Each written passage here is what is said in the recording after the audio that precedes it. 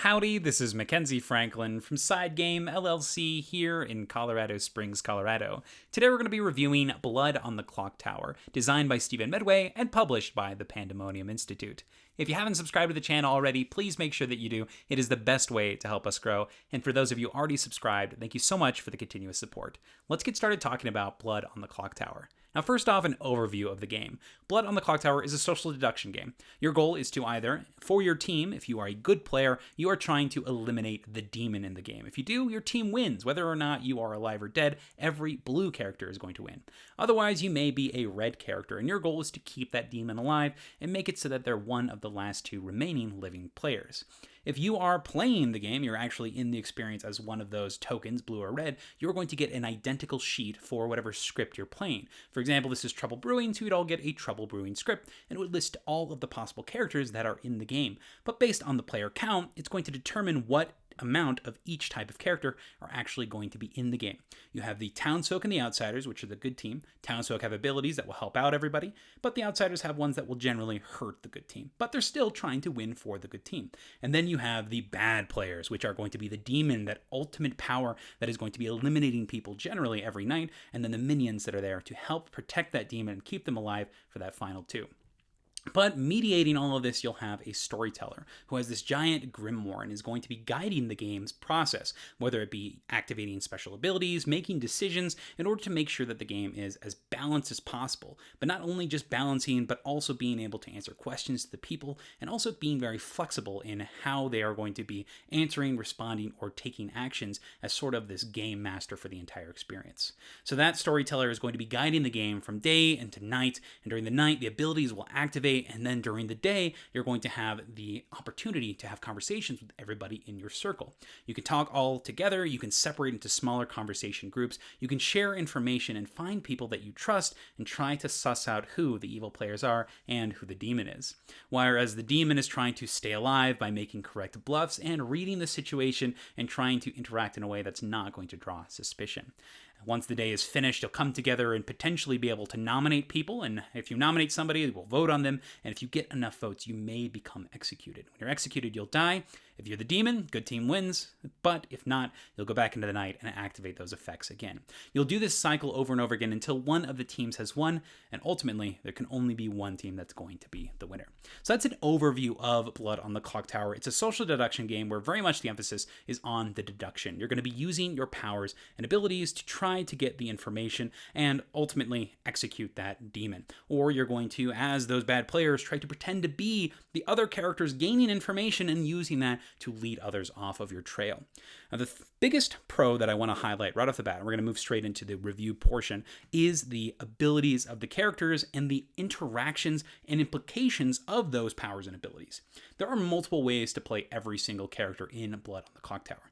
For example, this is your standard Trouble Brewing script. This is the most basic script that you get in the core box. There's 3 different scripts, and they'll have different levels of complexity. In this basic one, you'll have some effects that make a lot of sense. For example, the empath here. Each night you learn how many of your 2 alive neighbors are evil. Pretty straightforward. Or the soldier. You are safe from the demon. Each of these basic characters is going to give you options. You can pretend to be whatever you like in the game. And the cool thing about the narrator is they can corroborate these lies. For example, let's look at the Slayer here. Once per game during the day, publicly choose a player. If they are the demon, they die. If you claim to be this, the storyteller will appropriately be able to respond to this. They might say no effect or nothing happens. And this kind of leads into players being able to pretend to be different roles. So not only can you pretend to be a variety of roles, knowing that some are not actually in the game, but based on the role you are, you can also take different approaches. For example, you may be the fortune teller and you decide to lie about the people that you are getting information on. They get to choose 2 players and learn if any is the demon. Maybe you find out who the demon is, you get a yes, but you don't share that information on purpose in order to form trust with somebody, in order to form trust with a potential evil player and see what sort of lies and information they're giving. The possibilities are pretty endless when it comes to the scripts, but even if you do find yourself hitting walls on these scripts, there are multiple scripts that you can dive into with a variety of new characters, whether it be townsfolk, outsiders, different minions, and even the potential for multiple demons. In the original script, Trouble Brewing, you only have a single demon that you'll be able to go against, and that's going to be the imp. But in these later scripts, you have potential potential of up to 4 different types of demons. So not only are you trying to figure out what sort of game you're playing, but you're also trying to figure out who to actually trust. So is this a Shabaloth game? Is this a Poe game? Or is this going to be a game that has one specific demon that makes everything else super chaotic or a lot more straightforward? I love the abilities, powers, the interactions, and I think that the scripts are very well balanced. We had a game that we played recently of about 17 people, and it was breathtaking how the interactions and how well thought out these scripts were able to play into each other. In particular, we did play Bad Moon Rising, which has a lot of effects and information that you learn upon deaths, and the fact that there were so many ways to prevent deaths, stop deaths, make more deaths occur was so fascinating to try to see people deduce what was actually occurring based on the patterns and the irregularities of these deaths. Such fascinating ways that they interact, and that's my first pro, the interaction and implication of the different abilities, whether they be good, evil, and then the decisions that you can make upon those. The next section I want to talk about is the reasons to lie. That's something that this game really has over other social deduction games. In most social deduction games, if you're a bad player, you need to lie. But in this game, you can lie, and you probably should lie.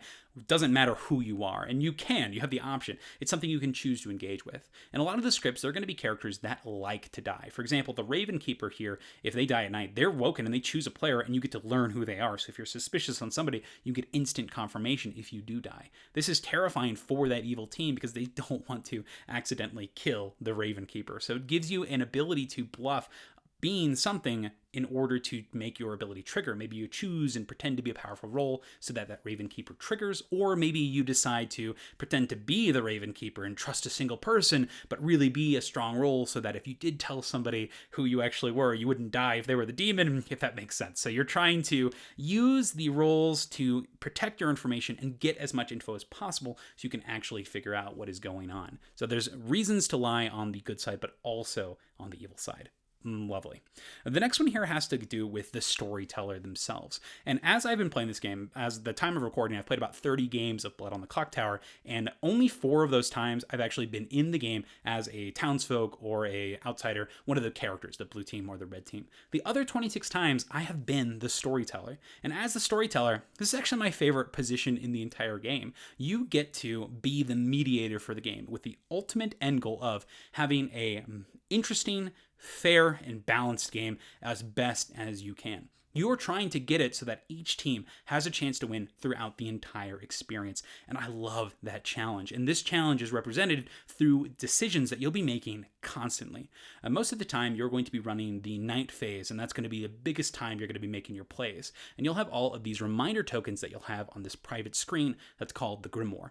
This Grimoire is going to have all these tokens that will remind you in order to activate abilities in specific orders. And during that night, you'll actually be tapping awake different people at the gaming group. You'll be tapping them on the leg saying, wake up, use your ability. You'll be using this silent language. You'll point to things, show numbers, and get information from people. But you also may have the option to interpret the way certain effects happen. Particularly in the more complicated scripts, there are some scripts that will say something like, you might die at any time. This is the Tinkerer's ability. Who decides that? The storyteller, the person who is narrating. You'll have all of this information and ways that you can influence the game, but with that ultimate goal for the most interesting, fair, balanced game possible. So making these decisions in the moment is so exhilarating. I love having this pool of people that you are not playing with necessarily, but watching play. And it is so fascinating to have such a powerful role in this to be able to potentially influence the outcomes of the interactions between players. It's incredible. And another thing that I want to talk about this leads to another pro here, and that has to do with the drunk or poison mechanism. So the drunk or poison mechanism is something that the storyteller gets the most fun with. And I also think it's one of the coolest things about this game. And it's the reason that a storyteller is required, or one of the reasons, I should say. Everything else I talked about as well. But poisoning here has a specific effect, and it's got the same ability as the drunk effect. So if you're poisoned or drunk, it means the same thing. And what it means is that your abilities do not work. So if you have an effect that says you can't be hurt by the demon and you get poisoned, you can get hit by the demon. However, you do not know that you are drunk. No one tells you that you're poisoned. No one tells you that this poisoner, who every night they get to choose a player and they become poisoned, their ability malfunctions tonight and tomorrow day. No one tells you that you are poisoned. This is amazing. For example, if you are the soldier and you get poisoned, you don't learn anything, so nothing happens. So if you were to be killed, you would just die. And then you have to explain away, the only way I could die is if I was poisoned. So you use that information to further your deductions. However, if you are a character that gains information, you're not allowed to know that you're poisoned or drunk. So what happens is the storyteller gets to explain what happens instead. They have the initiative in order to say, here's some wrong information. Have fun with that, and that will ruin the information that everybody's getting. It will make it so that things just don't start to add up, and you're tempted to believe that certain people may be lying. But one other cool thing about Drunken Poison is everything is optional. If you think it would be more confusing to the good team if they are getting information that is true, you can give them true information if you think it will be more hurtful to them in the long run. And that's another great decision that the storyteller is going to get. I love this so much. This makes it so that you can make a lot of interesting plays. You can set up these situations where, for example, you give a player good information the very first night, get it collaborated with some other people, corroborated, and then in the second night, you just start feeding them false information. But they've already gotten that initial trust from that first night because of that information that you've proven true. So now you have the seed of deception that is very much backed by everybody else in the circle. What a wild twist and an excellent mechanism that shines because of the storyteller aspect. The next thing that I want to talk about here has to do with the sets and customization. As mentioned before, the base game comes with 3 separate scripts. You've got Bad Moon Rising, Trouble Brewing, and Sex and Violets. And each of these come with their own sets of townsfolk, outsiders, minions, and demons. And those combinations are extremely well playtested. This game was in development for quite a long time, and you can tell. When you see all of the powers work and interact, as a storyteller, I think you can see it even more because you watch it happen step by step, the interactions, the timing of everything. It's brilliant. But on top of that, there's actually a website, Blood on the Clocktower, with a wiki that has a variety of characters. So not only do you have the core characters in the 3 original scripts, but you also have experimental characters. In the Kickstarter edition of the game, they came with actual printed out tokens, but you can definitely go out and just print out your own tokens too. So there's nothing stopping you from creating your own custom games. And the other cool thing about this is the website also has this script editor where you can create your own custom games.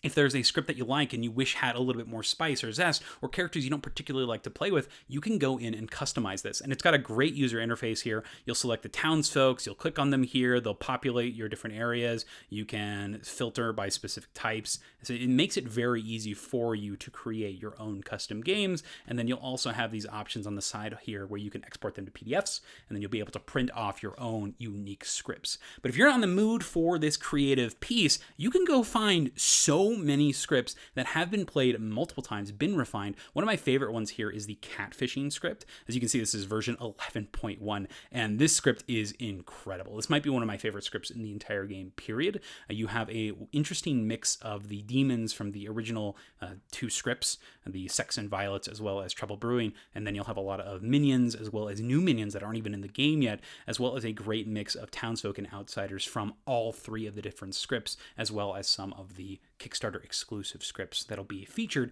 in expansions in the future. So I love the idea of custom scripts. I like the idea of mixing and matching these different characters. And the fact that there are so many active communities that are playtesting these and running them and focusing on those interactions, it makes it so they are viable. It's not just something that's going to fall apart, and you can be that group if you want yourself, but you don't have to. You can put in that effort, but it's totally optional. And I love that. You put as much effort into it as you'd like to, but ultimately it's going to lead to a great time. So wonderful, the community, the sets, the customization, but I really want to let you know that you don't need to do a customization. The scripts that you get in the box, those 3 original scripts, the Trouble Brewing, Bad Moon Rising, Sex and Violets, they are wonderful, and it makes sense that they took such a long time to work on them because they work so beautifully. The next thing I want to talk about are the player count impacts. Based on the amount of players that you're playing, your game is going to look drastically different, and that's not a bad thing. For example, in a 7-player game here, you have 5 townsfolk, 1 minion, and 1 demon. But if you bump it up to a 12-player game, you have 7 townsfolk, 2 outsiders, 2 minions, and 1 demon. These counts and these changes are going to make it so that each experience is completely unique. The fact of having 2 minions in there, 2 evil players with terrible abilities working together, are going to make for a unique and fascinating game, not only based on the combinations that the storyteller chooses to actually include in the game, but based on the players who are piloting those characters. So I love the variety that comes from the different player counts and the unique experiences that leads to.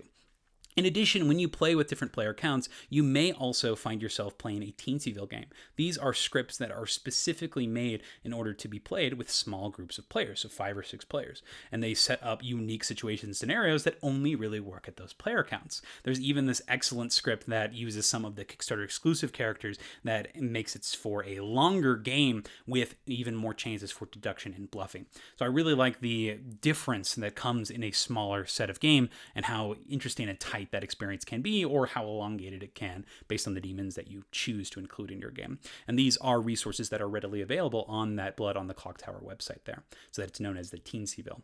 But even if you have games that are small, you may have the exact opposite, where you play with gigantic games or huge amounts of games. And that's where the Fabled and Travelers come in. If you have players that are dropping in and out, if it's becoming a bigger game, you can use Travelers. What these are these characters that everybody knows who you are, but you are either good or evil, and you'll have some super powerful impact on the game. And it's up to the players to believe or not if you are worth keeping around. And so the town can vote whether or not to keep you in, but you are this separate character that can drop in. So if you are late to a game, it's easy to add people in. And if somebody is new to the game, if you're having specific player counts that may add some confusion for others, there are also the the fabled characters that you can add to change small rules or specific rules. One of my favorite things to do here is if you have a large group of people and you have a couple of new players, there is a specific fabled token that you can use that makes it so that maybe you can protect the new players, so that way they don't get bullied up on as much because it is their first time. Or maybe you make it, I believe it's the Buddhist token, where the newer players, they get the floor for the first minutes, they can understand the mechanisms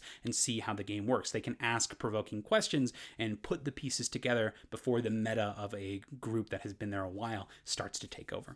So I think that there's a great amount of customizations here for small games up to very large games, and the dynamics that change between them is brilliant. The Travelers and Fabled mechanisms also allow you to have unique games while also being flexible with the options for drop in and drops out, as well as helping those new players as well as veteran players accommodate those new players. So it's great engagement throughout.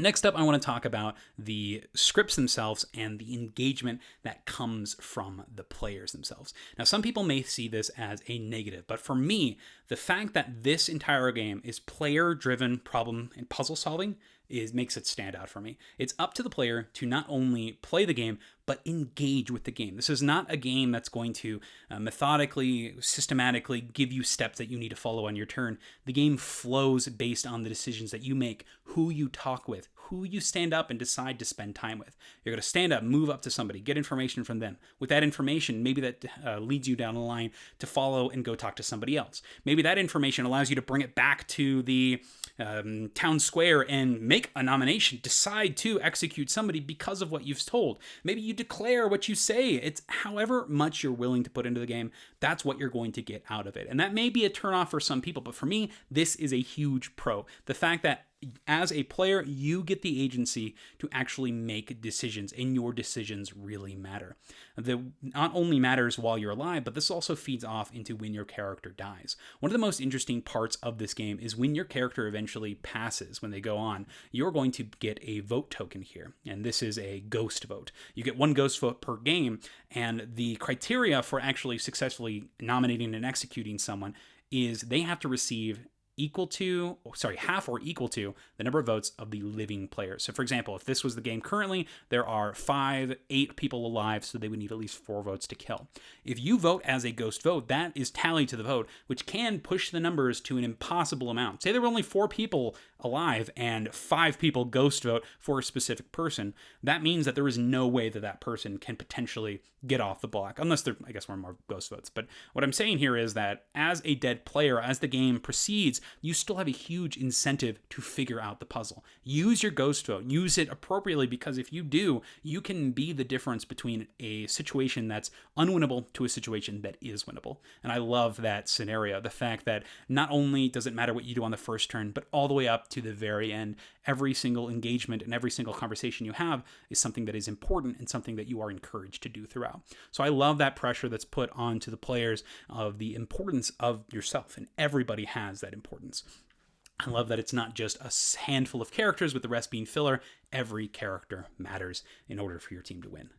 So that brings us to my last section here for the pros, and this is something that I don't really talk about normally. This is the production. I think the production of Blood on the Clocktower is incredible. The fact that you get everything to play with up to 20 players, all organized in their own little boxes here, this is incredible. This makes it so that you can easily just set up a game, and it's so easy for somebody to jump in and join you, for somebody to storytell for the first time. This game has the tools to do so. Another thing that's really awesome is the box itself will open and create this large grimoire. You'll have a book that has these felt pads on all of the tokens, so you can place them into your giant grimoire here. They are going to be able to track all of the information in the game, represent the different characters in the circle who are sitting there, and then you'll also be able to put these reminder tokens on the board to help you with DMing the game, figuring out what order things need to happen. You'll have these placards that show what different effects happen. You'll have a stand for the grimoire to rest it down when you're moving around and mingling with the town. And then the grimoire has these binders in the middle where you can actually pick up the book, move around with it, and then speak from it authoritatively. It's pretty incredible. The fact that this all works, the production came together beautifully, and it all is in this great presentation as well. I love the entire aesthetic of the game, and the fact that it not only is beautiful and it's functional, but the fact that it facilitates the gameplay as well is mind-boggling to me how they were able to figure this out here. Love the entire production of this game, and I think that you need to go check it out. It's pretty dang incredible. So those are all the pros of the games. Now we'll move on to the neutrals of the games. Starting off with the first neutral, which actually leads straight from that production, is the price. This is an expensive game. This is a $145 game for the game of Blood on the Clocktower. To me, myself, I think this is a appropriate price. This is a game that has been played many times, countless hours, and the fact that it's all there in one concise box, and the fact that the production and the copy itself is functional, the way that it actually helps out with the facilitation of the game, it's worth the price to me. So, but this may be something that is prohibitively expensive for you, so that is something to be aware of. That being said, there are print-and-play copies available of this game, but I think it's worth it. If you like this game, if this is something that interests you, and if you think that you're going to be able to afford this and get it played, this is something that is worth putting that price out for. Next up, we have that the larger player accounts, you need a large group. This is another neutral here. You need a large group to play the game. You'll need at least 6 people because you have 5 in the smallest possible game plus the storyteller. So at least 6 people to play the core game, but it does play all the way up to 20 players. I think the sweet spot for me personally is around 11. So 10 to 12, I think, is a great player count. It's not super, super long, but it's also not super, super short. So you got some more space to move around. I also like that in the 11 and 12 player games, you've got some outsiders that are going to be in there. So something scary to worry about. But I do like also the interactions of the different minions. So it's all gravy, though. I think that all the player counts are pretty dang good. But keep that in mind. If your game group is small, that's 5 or less, you're not going to get this played. And that's unfortunate because I really hope that you could experience this. But if you have to have a group that is able to play this game. And not everybody does, and I understand that, which is why I'm putting that in the neutral category here. My next neutral here has to do with the social groups. So not only do you require a large group of people to play, but there's also going to be something needs to be said about the social dynamics that can come up in a game, as well as the toll that it can take on players. So this is a game that you are going to have to very much be engaged with. This is one of my positives, yes, of the player-driven puzzle, but you also have to interact and navigate the social landscape as well. You have to be comfortable with talking with others, with getting up, with going in, having those conversations with multiple groups of people in a little bit of a rush scenario, because you only have so much time every single day to share and gain information. And that might not be something that people are comfortable with. For me, that's something that I find very interesting, having to make those decisions on who to talk to and push forward. But I can see see how this could be something that would push others away. The other thing is, as a storyteller, I can say from experience that when I'm done on a day, my voice might be completely gone. I've had to project pretty dang frequently. Sometimes I lose my voice from this game more than I do from teaching, which is what I do during the day, which is crazy to me. But sometimes you'll need to talk over other people because there may be boisterous people in the group, and you need to make sure that you are diligently bringing them down, giving everyone opportunities to speak, letting people have the floor. One of the most important things is during nominations, let the person who's nominating give a prosecution of some sort to the person that they're accusing. And then the accusee, they're going to give a reason why they shouldn't get executed. And the rest of the players need to understand and respect that. So that's something that will be needed to be reiterated. And sometimes that can be really frustrating or challenging, particularly if you have certain members in your group or your play area or who are just joining the game for the first time, maybe, that aren't necessarily comfortable with these social cues, or not necessarily comfortable, but even understanding of them. So something to keep in mind when you're playing this game very much depends on not only the facilitator and how well that they're able to express these rules and the social conduct, the social contract, basically, of the game, but also with the way that you need to be very upfront about it. So enforce it, make it so that this is a welcoming game. The point on Blood on the Clocktower is to make it so it's an experience where everyone can feel like they can participate. And there's a lot of things that the game does to do this. And I think that the storyteller's job, you really do need to be a positive voice in this experience as well. And that's something that you might not be comfortable with as a storyteller. So it's something that you do need to know as well, or whoever is storytelling, they need to know this. They cannot get trampled over. You need to have some form of order. So with me, it falls in line. This is something that I am comfortable with, but I can definitely see this pushing off people. So it's in the neutrals here for me. And the last thing that I want to talk about is for neutrals is the time increase when no killing or resurrecting happens. This is a weird one for me because it feels like the game goes longer, but I personally think that it ends up evening out. What I mean by this is there are a lot of characters in this game after you move past the first script that have the ways to resurrect themselves. They come back from the dead, or they can kill additional people. Oh, sorry, not kill additional people, but they can protect themselves or lose their ability to get rid of other people. So let's just look at this one, for example, the Shabaloth here. This effect of the Shabaloth says every night they get to kill 2 people. Crazy powerful. And in this script, there are ways that other people can die and other people can get protected. So having a ability that can kill multiple people is very powerful. However, it also says a dead player you chose last night might be regurgitated, which means that one of the deaths that the Shabaloth caused could bring them back to life. So this is a very strange character, as the storyteller has a lot of control on how often they're resurrecting people for the sake of the balance of the game. And some players might get frustrated at this. They feel like they're taking 2 steps forward, 1 step back every single turn. And it might feel like the game is getting elongated.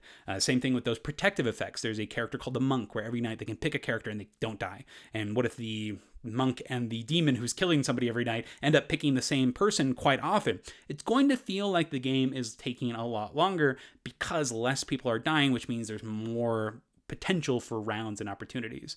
When I look at this, I think, though, that just gives you even more information. It proves a lot of claims. It can disprove others. It can allow you to gain more information. And so I think it does end up rounding around the same average amount of game length, where you're getting just as much information from the deaths as you are without the deaths. So I do think that that's something to be aware of, though. You may find it a little frustrating, and it may seem like your games do go a little bit longer than they seem to need to. But that's something that you can definitely choose to include in your scripts or not, because you have lots of options. Remember, the storyteller gets to decide the majority of this. So if this is something you don't want to include in your game, you have total freedom to not. So this is a neutral, but something to be aware of. It may feel like the time increases when there's no killing or if there is resurrecting.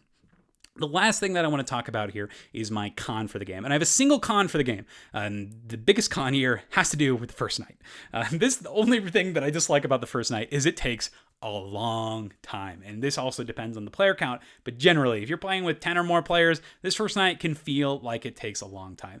Now, for me, not a big con, but oh man, it can definitely hit a mood if you're playing with a storyteller who maybe isn't very comfortable with the game yet, and it just takes a long time, or you don't really know the people that you're well with.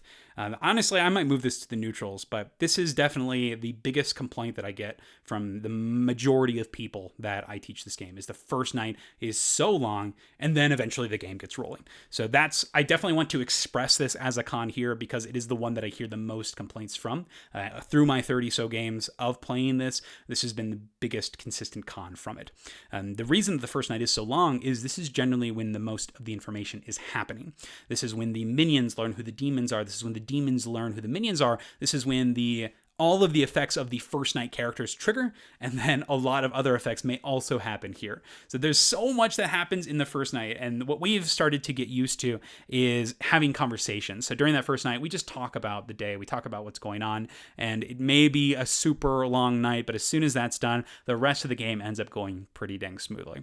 So the biggest hiccup for me is that length of the first night and the overall impression that it gives others about the game. It gives them a little bit of apprehension towards the total experience. So something that I definitely want to mention here, for me, makes sense why it's longer than the other nights, but I do want to mention it just so that you know it exists, so it doesn't catch you off completely off guard. So that's it. Those are the pros, the cons, the neutrals, what I think of Blood on the Clocktower. And I'm going to give my final thoughts here with a prepared review here. So this is my BGG page. I'm going to read my comment. The best long-form social deduction game. All players have an effect on the game, positively or negatively, being able to contribute or sabotage. Balance and important gameplay mechanisms come from the storyteller, which offers an equally compelling role with meaningful decisions, with the ultimate goal of cultivating the most balanced and interesting experience. The game's biggest strengths are its poison and drunk mechanisms, making it so there is never a complete certainty, and the mix and match nature of the script system as a whole. I rate Blood on the Clocktower a 10 out of 10. Currently, if you've made it this far in the video, you should probably know by now this is probably going to be my 2022 Game of the Year, unless I'm completely surprised by something else in these next couple of months here, which I am totally game for. If somebody can blow me away with more Blood on the Clock, something better than Blood on the Clocktower, yes, please. I would love that. But right now, Blood on the Clocktower is the game that I want to play. It's actually, another spoiler here, this is my favorite game currently. This has actually beat out my current number one, and this is the only game I really want to play right now over everything else. If I have a chance to play Blood on the Clocktower, I'm going to take it. This is going to be a game that I am happy to narrate. I love narrating it. I love playing it. I love hearing about it. I love looking at the different scripts. This is a game that it's become a game that I even enjoy just watching. I don't do that. I don't watch people play board games. It's something that I find extremely boring, extremely uninteresting. I don't like watching the narration that occurs. But watching games of Blood on the Clocktower, I'm going to shout out No Rules Bard here. They do a great job with the presentation of it. But watching them understand and use and bluff in different, unique ways just is so fascinating to me, to see how the social mechanisms pair with the gameplay mechanisms. It's incredible. This is a game that is going to be continuously interesting for me. The combinations of the characters, the combinations of the social players that are actually in the game utilizing those characters, and the stories that you're able to tell for it. When you finish a game of Blood on the Clocktower, you are going to be able to tell a story about what happened during that experience. You're going to be able to sit there with everybody in your room and talk about what just happened those last 2 hours that you've been playing. You're going to love this time. You're going to love this experience. It's going to be an experience that you are able to I sit and talk with my wife, Ariana, my dad. I talk with anybody who's been playing, and I hear back from the people who have participated in the games that the entire car rides home, they were talking about the game. They were talking about their choices, what they were learning, who they were trusting. Hearing this information and hearing how this experience impacts people for the next days, for the next experiences, and grips them to want to play again, I couldn't possibly pick another game to be my favorite current game. I think Blood on the Clocktower is incredible. The pros and cons, I've laid them out for you there. Mostly pros and neutrals, honestly. I think that the majority of cons in this game are going to come from the player groups and maybe the expectations of the game as a whole.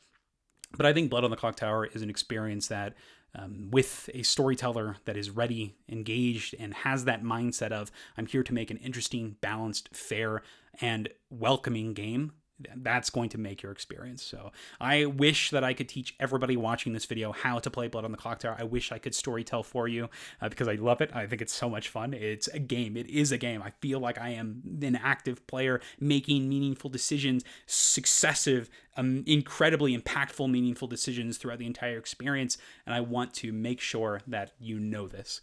Blood on the Clocktower is my favorite game right now. 10 out of 10 game. Give it a try. It's the best. It's the best. This is board gaming. Meaningful decisions with people, interacting, playing with your friends and family. I love Blood on Clocktower. So thank you so much for watching. I hope that you found this review useful and you see it from my perspective here as Mackenzie Franklin from SideGame LLC. If you're unfamiliar, we do game night hosting. So this is a huge boon, a huge portion of the library.